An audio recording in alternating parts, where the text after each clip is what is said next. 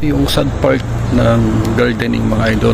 So porket di tayo nag-i-spray, maabuso naman yung mga ibang insekto. Yan, pinapatay nila. The worst is ito, napatay nila. Oh. Ang tinitira nila yung trunk hanggang sa natutuyo. So eto ang pinaka-sad sa lahat. May dalawa na siyang bunga. Ayan, kawawa mo yung baklak ko doon.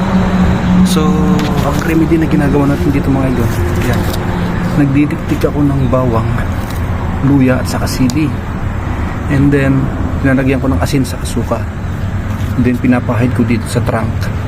So hopefully makarecover ito. Yan, ganyan ginagawa natin mga idol. So lahat yan, namatayan tayo dyan. At tignan nyo yung dahon. Dati inatake ako ng uod, at maliban sa uod, meron talagang umaatake sa trunk.